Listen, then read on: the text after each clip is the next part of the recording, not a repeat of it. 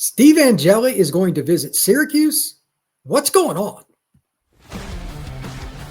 Locked On presents The Portal, the daily podcast covering college football recruiting and everything NIL. Part of the Locked On Podcast Network. Your team every day.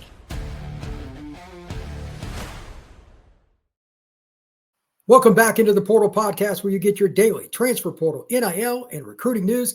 I'm your host, Brian Smith, longtime college football writer and recruiting analyst. Thank you for making the Portal Podcast your first listen each and every day. Today's show is brought to you by our friends over at Gametime. Download the Gametime app, create an account, and use code LOCKEDONCollege for $20 off. What is going on with Syracuse? Brought in Ricky Collins. He goes through spring, but now they're going to bring in Steve Angeli, who just left Notre Dame, for a visit? What's going on with the Cuse? That will be the leadoff, but we also have top targets for Syracuse. Even though they're losing Trebor Pena, they're involved with a bunch of people, but we also got to talk about the other guys that Syracuse is losing, because they were a team that surprised college football. But if they don't do well in the portal in the next week or two, they might be a team that really falls off. To help us figure it out, that guy, the crazy man up in New York, Jackson Holzer, Locked On Syracuse host. Look, man, your program used to be easy for me. You guys were boring. There was nothing for me to talk about. It was easy. But now there is drama galore around your Syracuse Orange. Steve Angeli is visiting. Who, what, when, where, and why? Well, first of all, when, which is Monday, April 21st. How about that? Okay, right now. By the time you are watching or listening to this, that visit might have already happened, and I would not be surprised by the time you're watching or listening to this, there's a commit. Like, I would not be surprised at all. There's a connection here. So I'm not surprised that a visit happened, because when he was in high school in New Jersey, Steve Angeli's high school coach is the brother of Syracuse quarterback coach Nunzio Campanelli. So you can kind of start to connect the dots. And Brian, you always talk about how important relationships are. We'll talk about NIL as well here on this podcast, but just on relationships alone, when he entered the portal, I was like, it got me thinking. I was like, is Syracuse really going to do it? So let me set the stage for you all. They're going after a quarterback in the spring portal. Fran Brown has made it abundantly clear. We just didn't know what type of quarterback they were going after. Probably was going to be someone with experience, someone who's been in college for a little bit now. And a week ago, they bring in this quarterback from Georgia State. His name is Zach Gibson. He's got 600 career passing attempts. And I remember telling all the Syracuse fans, hey, my opinion on him is if he comes to Syracuse, he's the backup. He's not going to challenge Ricky Collins, okay? They did not get Ricky Collins from LSU to be their starting quarterback, to then in the spring portal, go get Zach Gibson from Georgia State to be the starting quarterback, okay? He's insurance. He's a Michael Johnson Jr. replacement if they decide to get him. But if they pursue Steve Angeli, WTF. What is happening here? It tells me one or two things about Ricky Collins. Number one, this is a possibility. He's got an injury to his hand. Off the top of my head, I believe it's his non-throwing hand, but still, he's got an injury to his hand. He did not play in the spring game, and he was named the starter, I think, I don't know when. The timeline's very interesting because he was named the starter right before the spring game and then doesn't play in the spring game. Then it comes out he's got the hand injury. All indications seem to be that he's going to be fine for fall camp. Except maybe he's not. Maybe the reporting is just off here. Maybe, when was the last time someone lied about an injury or someone downplayed an injury? I don't know. It's happened a lot, pretty much everywhere around the country. Downplaying injuries happens all the time. So that's one possibility. They don't believe that Ricky Collins is going to be healthy. Okay. Or number two, maybe Ricky Collins isn't the guy. He was good enough to win a quarterback competition against Jakari Williams and Michael Johnson Jr. But then all of a sudden, Steve Angeli comes along. They might just think he's better, and we're going to go with him. So that's what's going on right now. I'm also still trying to piece this all together. Your connection with the quarterback coach is very important, so thank you for that. But I also think that if Steve comes into Syracuse, and he's an East Coast guy, played Bergen Catholic back in Jersey. He still hasn't gone through spring. Ricky did. Ricky Collins going through spring is not an advantage. It is a massive advantage. Either you took the reps or you did not. Either you know those receivers or you do not, and so on and so forth. I think it would be very difficult for Steve to win that job. And on top of it, almost in some ways wouldn't be fair to Ricky. That would be a weird dynamic. Having stated that, if you got a connection to the quarterback coach, that leaves the door open. So with that in mind, do they have a backup that if, let's say they didn't mess with Angeli, they went into this next season, would the backup to Ricky be somebody you'd be comfortable starting a game? Or is this like, this could go sideways? It's probably going to be, this is going to go sideways. Okay, so that might be the other part. They were going to bring in a quarterback no matter what. And if they brought in Zach Gibson from Georgia State, and God forbid something happens to Ricky Collins, and we're sitting here trotting out this kid from Georgia State, we're screwed. We're absolutely screwed. Like, sorry, the system isn't that good to the point where you could plug in anyone. Okay? There's no way. It was just to bring in some insurance. Now, Jakari Williams is interesting because he's a young guy. And so you kind of have that mystery box. Like, I don't know, if he wins the backup job and he has to come in, maybe he is really good. Maybe this is his one shining moment where he can be amazing and this is his breaking out and it's part of an amazing story. If they brought in like Zach Gibson to be the backup, like there's no chance anyway. I don't think Steve Angeli is coming here to be on the bench. Brian, it doesn't make sense. He just did that thing at Notre Dame. Why wouldn't he just stay there? Yeah, he's the third team quarterback if he stays. That's why he immediately left right after the spring game at the University of Notre Dame. And that's fair. So your point is valid. If he thinks he's going to be able to compete, here's something for fans to understand. When spring concludes, you could text with your coach or whatever, but you can't practice with them in any way, shape, or form until fall camp. They can't watch him during summer workouts, and they want to watch it with their own eyes. I know from talking to coaches my whole life, like that's what they want. So they're going to bring in a guy and he's going to make his first rep in front of you in August. I don't buy that. There's something goofy here. I'm telling you, this is the goofiest thing ever. Like, I honestly believe that if they bring in Steve Angeli, it is entirely on the table that Ricky Collins were to re-enter the portal. 100%. Because hold on a minute. It's like you're going out with someone. You say all the right things. I love this person. She's the best. She's amazing. And then, wait. What are you doing at the bar over there talking to someone else? What are you doing? See that, Brian, this is also why I don't expect loyalty from players. It's not that I have any problem with what Syracuse is doing here because I just want them to win games. I'm a Syracuse fan. I can give a rat's you-know-what who is under center. If they're winning games, if they're throwing touchdown passes, we're all going to be happy. But this is why I don't expect loyalty from players because there is no loyalty from the other side. Why the heck are you talking to Steve Angeli if you believe that Ricky Collins is the guy? Steve Angeli isn't coming to Syracuse to ride the pine. There's no way. He would have done that at Notre Dame, and he's not, he would upgrade from third string to second string. Give me a break. If he wants to play, he'll find somewhere where he can play. I don't care if it's in the Power Four or if it's in the Group of Five. Someone would offer him a starting job. This whole thing is insanity. But hey, it's good, right? Because now we're talking about Syracuse football in late April. And that never used to happen. I don't know if that's ever been thought about, but that's another story. So anyway, the point is this. Syracuse is in flux at the quarterback position, but we still got a lot more to get to here. We're going to talk about some guys they've gone after, some guys they've lost. Syracuse is let's just say a wild card in the ACC next year. Their schedule is way harder, and they've got a lot of question marks. So when we come back, we're going to find out if Jackson's optimistic or not so optimistic about the rest of the roster. That is next here on the Portal Podcast.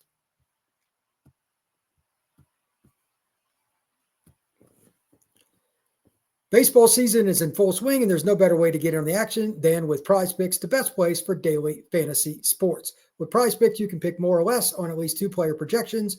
And if you're right, you can win up to 1,000 times your cash, whether it's strikeouts, RBIs, or first inning runs. Prize Picks keeps you into the game with everything being exciting. With your lineup, you can look at a lot of different things, but for me, I'm a big Aaron Judge guy. I got him for more than 1 home run, and you got Shohei Ohtani for more than 1 stolen base. There's your 2 picks. It's that easy. And there's also promos to think about. Take advantage of Taco Tuesday, where Prize Picks offers discounts on every select player projection for even more value. Download the app today and use code LOCKEDONCollege to get $50 off instantly after you play your first $5 lineup. That's Locked On College for $50 instantly after you play your first $5 lineup. Prize Picks, run your game.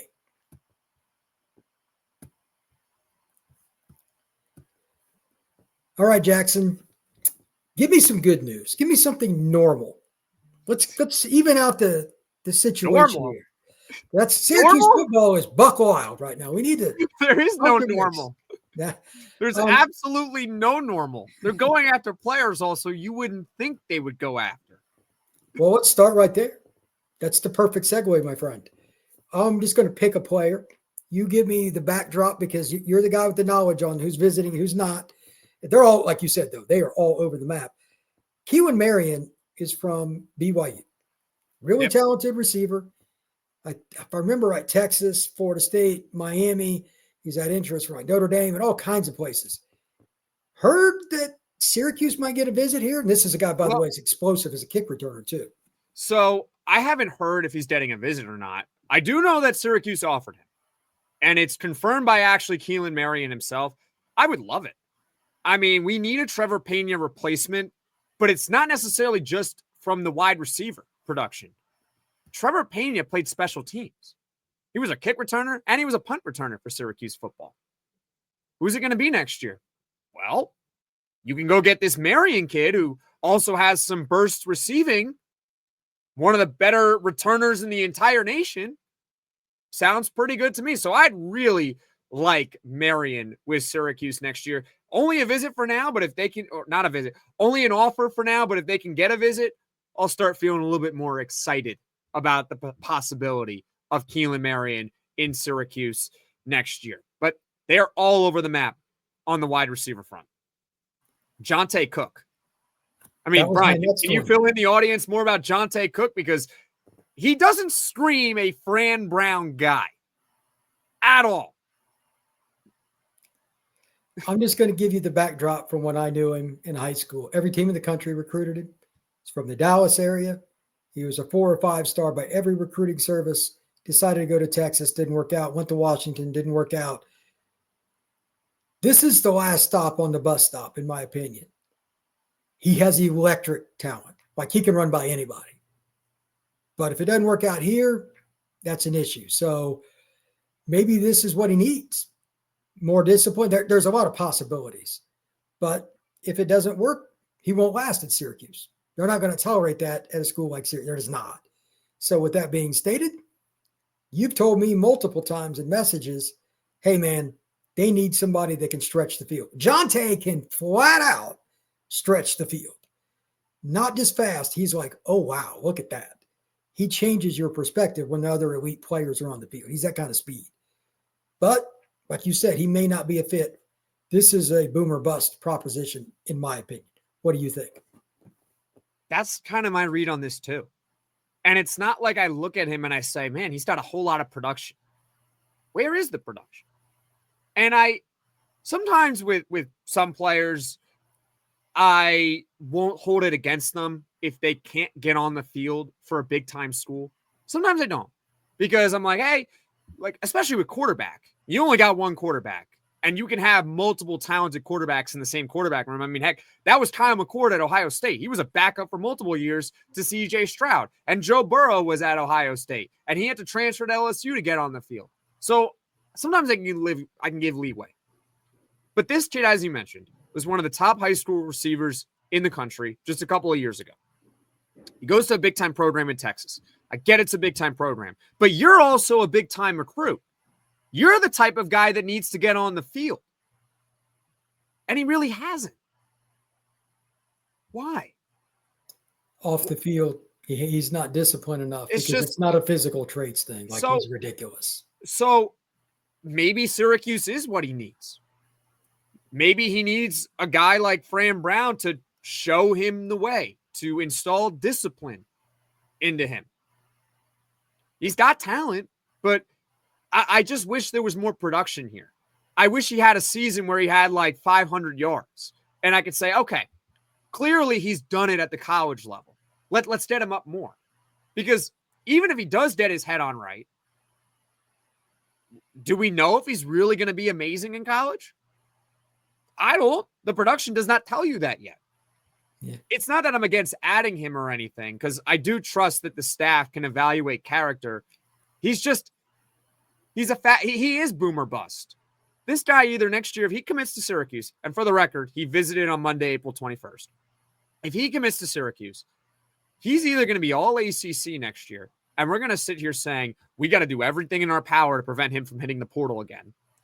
Or that's it. He's done. He's going to transfer out of Syracuse next year after a disappointing season again, and he'll probably have to go to a group of 5 school.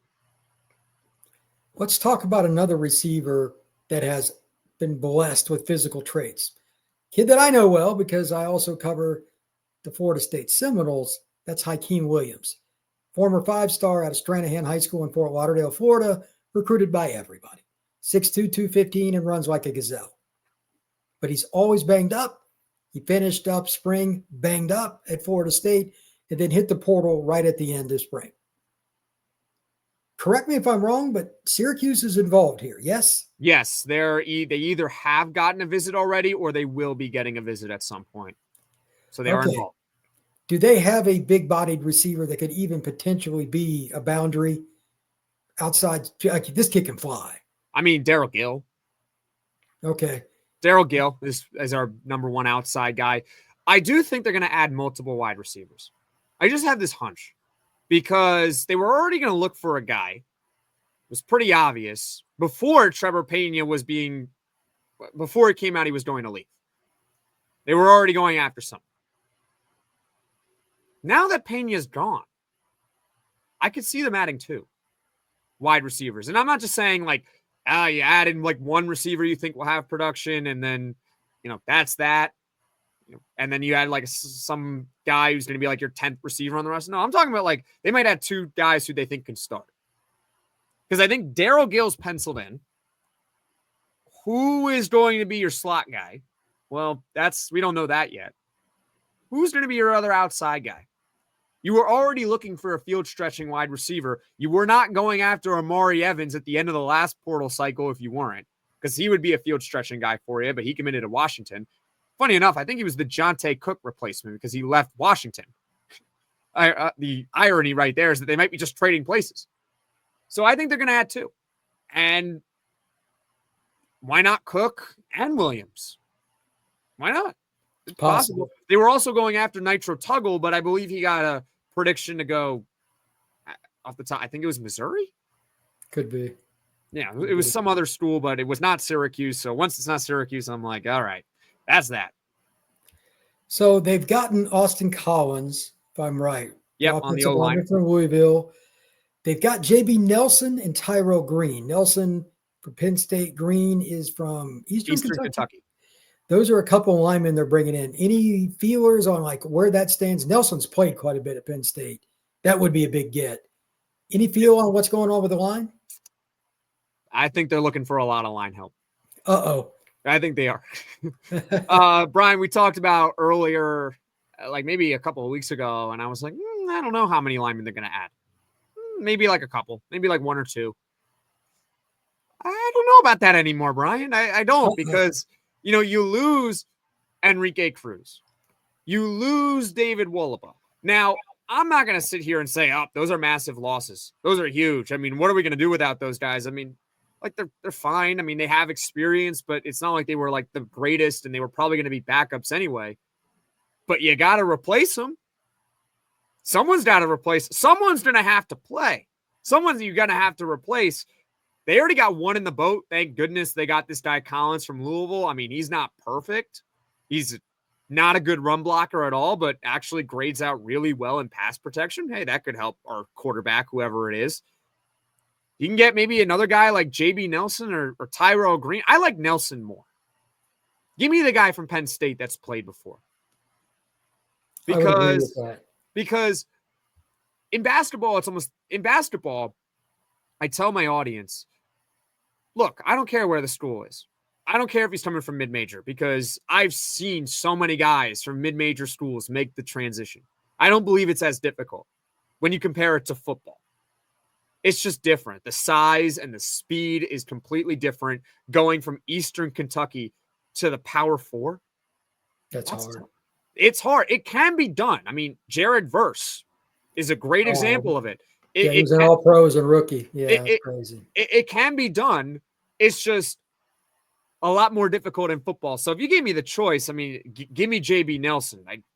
They're expected to get a visit from him, so I'm crossing my fingers on that. Last guy to talk about that might be visiting, that got some relationship with, is Andrew Simpson, Boise State linebacker. Any feel on a visit or any chance, or is this just a hope and a dream? There is a visit. There is a visit, apparently. There was a report out there. I don't know exactly when, but there will be a visit with Andrew Simpson. Got to hope that he doesn't commit elsewhere beforehand. That'd be bad. That has certainly happened to Syracuse before. We need a linebacker. How about that? We need a linebacker. He's a pure middle linebacker. I have been saying that since December. I was like, we need a linebacker. Anwar Sparrow is right now if you go look at the depth chart, he is the starting weak side linebacker. Okay. That's not good enough. It's not. He has been a backup and he is a veteran his entire career. Nothing against Anwar Sparrow. I want him in a backup role. Okay. That's fair. You get Andrew Simpson? I mean, like, this is perfect. That'd be perfect. He's literally one of the 15 best players in the portal. I mean, how can you say no to that? That is true. But one of the reasons it may not work out is a very awkward 3-letter acronym. NIL. We're going to talk a lot about NIL with Mr. Jackson Holzer. There's a player that recently has entered the portal from Syracuse that there's been some discussion about that. That is next here on the Portal Podcast.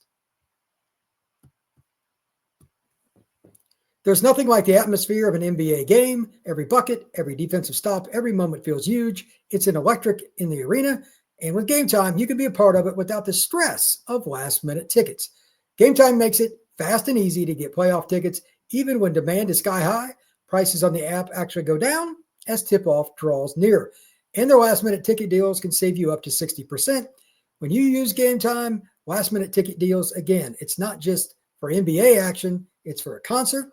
It's for a play. It's for a comedy show. It's for theater. You can get up to 60% off. And there's all-in pricing. So the price that you see at the beginning is the one you will get at the end.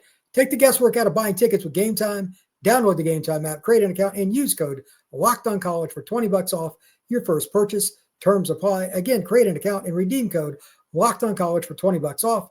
Download Gametime today. Last-minute tickets, lowest price guaranteed.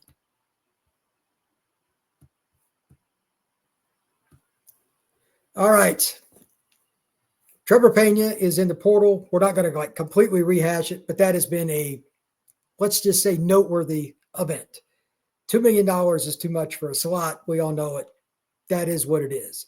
But you told me before the show that NIL is not really the problem for Syracuse. It's what they want to allot player to player.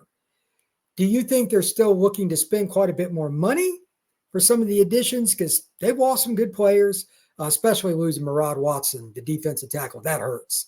Yep. He was a freshman All-American, Ohio State, Georgia, Texas. Elite schools are after him. And he's a Jersey kid. You hate to lose a Jersey guy to somebody down south. But where is Syracuse at in terms of the portal money? Do they still got quite a bit, or are they going to add a lot more? What's your take? So NIL is actually a problem at Syracuse. They don't have enough.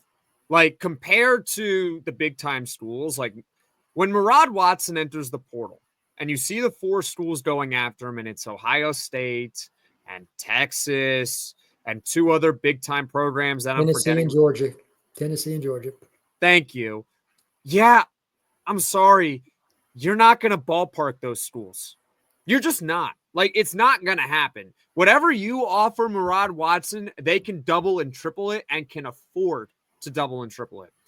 In the case of Trebor Pena, I think that was them putting their foot down. I think that was them saying, we can pay you more money.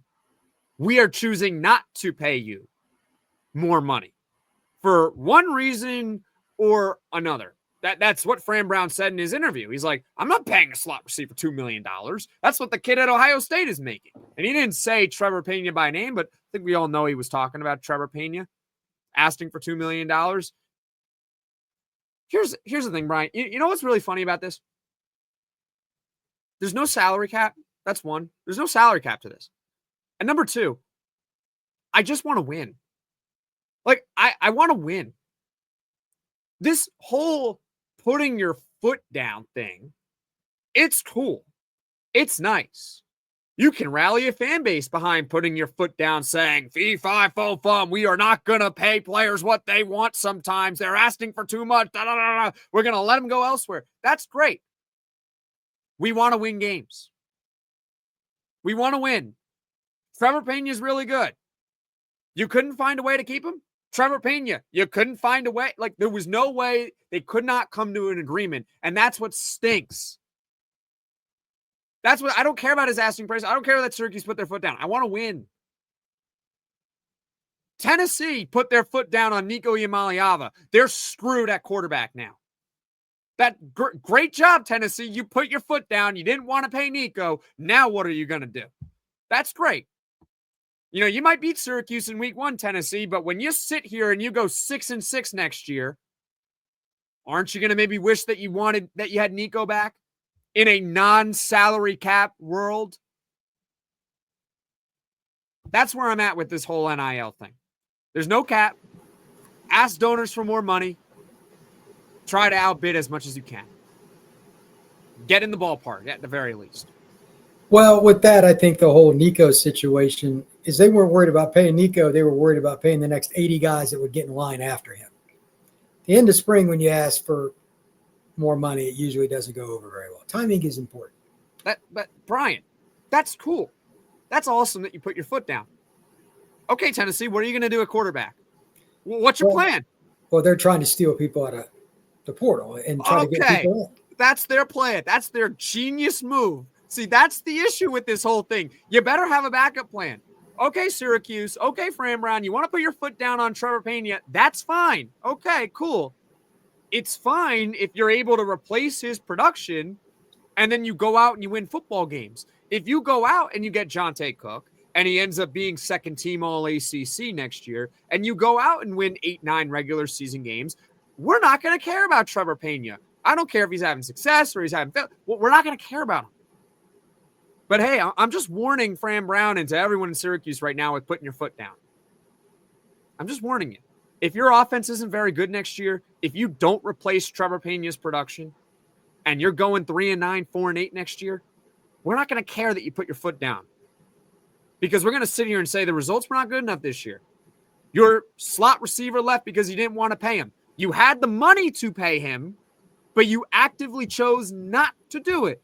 That's fine. As long as you replace his production. Get what I'm saying?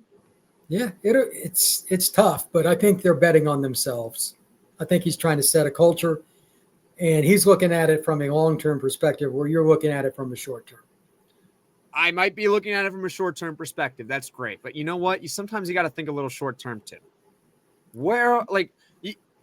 I'm sorry, but a 3-9, 4-8. I'm not saying they're going to go 3-9 or 4-8. I just want to be clear. But let's say it does. They could. Let's say it happens. That's not a good thing to put on your resume that you went 3-9 or 4-8. No, it's not. I know the Tennessee coach is being praised as a hero. Is he really going to be praised as a hero if their quarterback play stinks next year and they're 6-6 in the SEC? How do you think the Tennessee fans are going to feel? It'll be a mixed bag, but they'll be upset. They'll be upset because you know why? They lost. Yeah. They lost games. And Nico could have helped them win games. I want them to win. So this putting the foot down stuff, that's cool. Win games. Okay. Last question here. Offensive line. We talked about it a little bit ago. Are they in a spot right now where you don't think they could put a starting 5 out there without adding somebody else that you wouldn't be worried about it? Is it that bad, or is it more of a depth issue? A little bit of both. Like, if they put out this current 5 that they have, I would be like, all right, it's not as good as last year, even though last year wasn't the most spectacular anyway. So they could put out a 5. It wouldn't be a great 5. You could certainly upgrade it by having someone step a roll down. How about that? That's fair. I mean, they already did it. You get Collins. He's gonna start probably at guard. You go out and you get like JB Nelson right there from Penn State. I mean, that's another starting lineman. So like, that's what I'm talking about. I'm not sitting here saying we got to go get an All-American, because we're not. We can't afford one. But you can get a guy like JB Nelson. I mean, that would be perfect. There you go. Okay. All right, Jackson. I appreciate all the knowledge. Hopefully for you, there are more smooth waters ahead for Syracuse, because right now it's pretty choppy. It is just all over the place, good and bad. Oh, it's fun. It is fun. It is fun. Jackson, tell everybody where they can find your work, my friend. Sure. Well, I am part of the Locked On Podcast Network, Locked On Syracuse on YouTube and wherever you get your podcasts, audio, Apple, Spotify, wherever you get them, plus on Twitter at @LO_Syracuse. And my personal Twitter is @JacksonH_52. Appreciate that, sir. You can find the Portal Podcast all the same places you can find Locked On Syracuse, Apple, Spotify, YouTube, and everywhere else. We appreciate it. Please give us a 5-star review on Apple and everywhere. It truly helps the show. We will see you again soon.